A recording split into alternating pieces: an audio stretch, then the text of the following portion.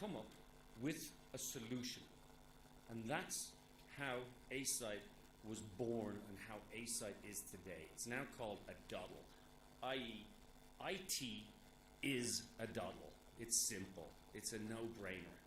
Because you guys out in the industry are the ones who come up with the solutions.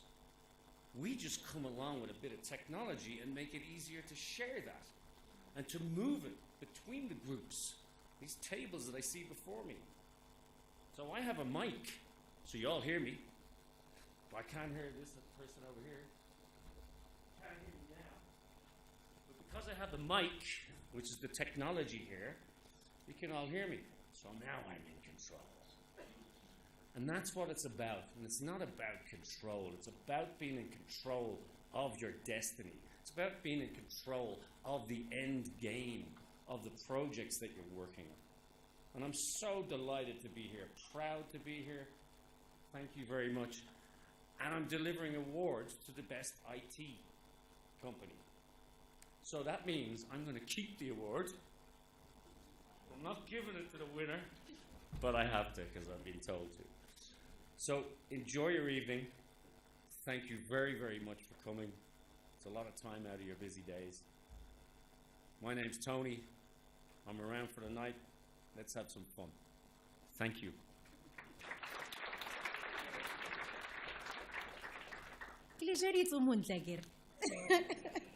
Reminds me of Gerard Butler, but the construction guy, the IT guy. Thank you so much, Tony, for the words that you shared with us. You know, being a person who once upon a time was in the project management space at a digital agency, I understand fully the power of technology and how solutions that are provided by technology are able to make our lives more efficient, make them more effective, and truly help us to deliver projects that are not only on time, but on budget too, and everybody's working off one system. So thank you so much to Tony from Asite there.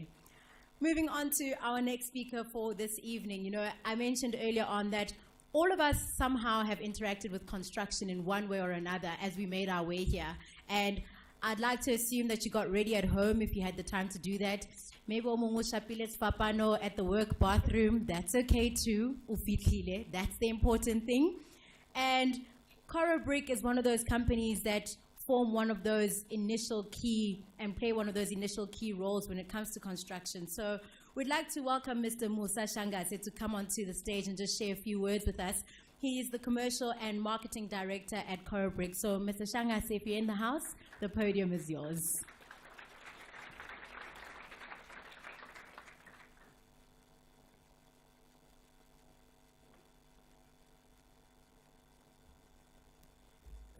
Program Director, the Chairman of SACA, Mr. Thabo. Distinguished guests, ladies and gentlemen, all protocol observed.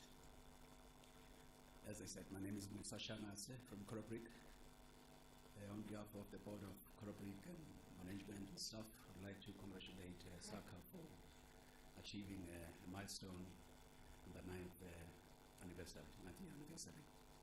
Corobrik is 114 years old. We manufacture face brick, not only bricks, face brick.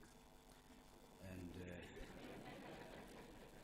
we produce about 1 billion bricks per year and we sell them to the industry, to you guys.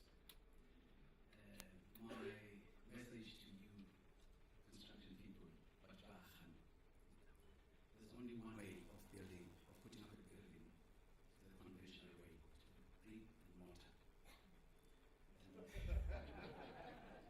That's the only way to put up buildings. If you look around, you go to the Eastern Cape, you see buildings flying around, and build up of other things. And I urge you to use brick and mortar. Corobrik. Mr. Chairman, I just want to congratulate once more for your achievement. Corobrik could be there next year to support you in 10 years. Thank you and congratulations. Thank you very much, Mr. Shangase. It would be like a fake break. We have to be very clear about that. So stop nonsense that I've been jiving on all my life. Corobrik, thank you for the memories. Because without those bricks, there'd be no stop nonsense go high. moving on to our next speaker. You know, in every industry in South Africa, we're fighting for one of the most important things, and that's transformation. You see it in sport. You see it in just about every single sector that affects us as the people of South Africa. And to have a charter that is set up and run within the construction industry, it means that this too is an issue that the construction industry faces. However, where there is a problem, there's always an opportunity for solutions to work together and to move forward. And that's exactly what the Construction Transformation Charter does. So to give us a word and to just share a few words with us this evening, I'd like to welcome Thabo Mazibuka, who is the CEO of the Construction Transformation Charter.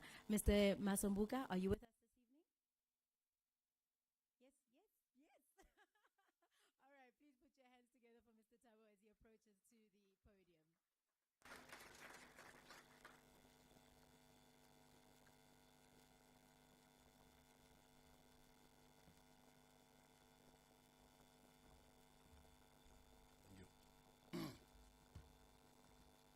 Program Director,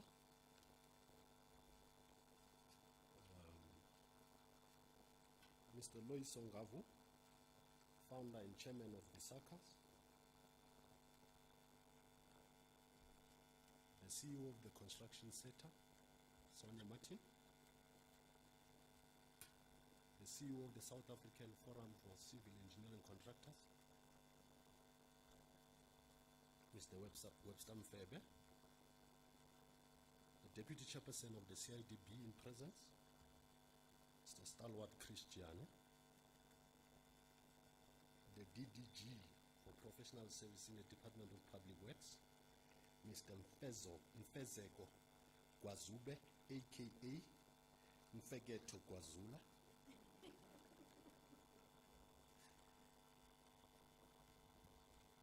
the nominees, ladies and gentlemen, I made it a point that I bring to the attention of the organizers and the host that my name is Thabo Masombuka, not Masumbuka. And I also brought it to the attention of the organizers that Mfezeko is Mfezeko Gwazube, not Gwazula. It may sound merit, it may sound mundane, it may sound insignificant.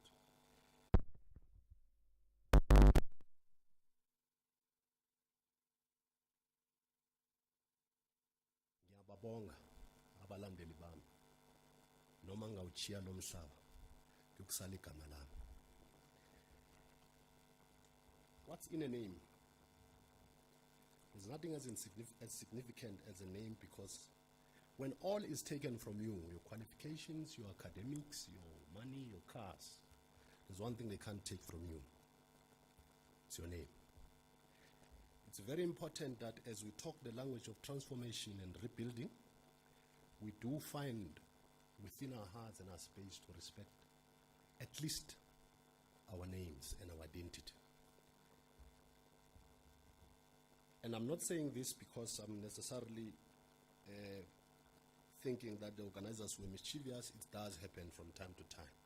But I think it should happen as a part of our rebuilding and commitment to reach out, to understand at least our identity. Madam Program Director, I speak to you before you to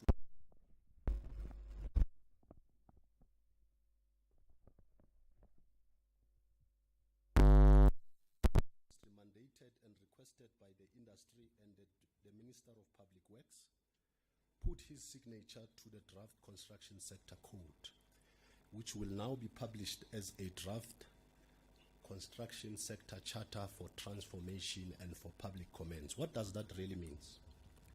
What that means is that now the industry will have a glance of what the new blueprint for transformation and empowerment in the industry will look like. So the men and women gathered before us tonight, who run construction enterprises and firms in their own rights, will now get an opportunity to comment on what should look like a transformation blueprint going forward.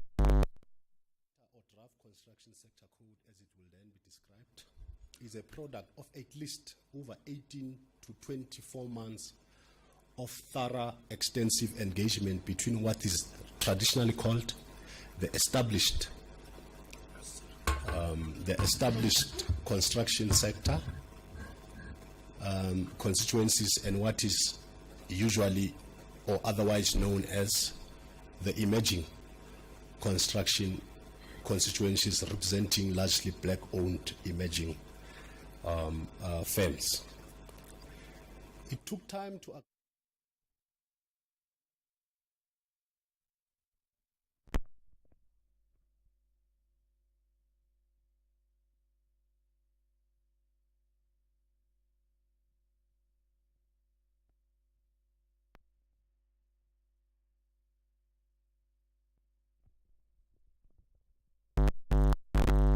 contestation of ideas and, in particular, interest. Usually those who behold the status quo will refuse to shift, primarily because they've previously and continuously benefited. And yet those who want to enter the markets and the status quo will push harder for what is called radical economic transformation. Hence, it cannot be an overnight thing. It will always be about contestation of ideas and contestation of interest. Hence, this charter took longer than any other charter to conclude. We are happy to announce that it's finally been put to light, and we're inviting members of the industry to comment. After 60 days, once it's been published by the government printers, this charter will then represent a final blueprint for the future outlook of the construction industry transformation. But there are few essential elements that this charter deals with, which I want to share with you tonight. This charter deals at least with the change in the patterns of ownership in the construction industry. This charter moves from the premises that the status quo cannot remain the same. Some who choose to do that out of their convenience blame the ANC and probably its leadership for always mentioning apartheid when dealing with future South African problems. The reality of the matter is that although apartheid is dead and historical, but apartheid continues to characterize our current relationships, both as black and white. I have on record stood to say that transformation and economic empowerment is not about replacement of white with black, but about the inclusion of black in the broader spectrum of the economy. When transformation has to happen in its real term, transformation has to be characterized by inclusive growth. Inclusive growth means those who are historically disadvantaged, those who are black, and by the way, I refuse to say black people must continuously be emerging. There has to be a stage when black contractors reach a stage where they can qualify and competently be able to compete with their white counterparts. We must be able to refuse. We must also be able to refuse to say that inclusion of black means shifting white people away and putting black people as directors, as managers, as project specialists.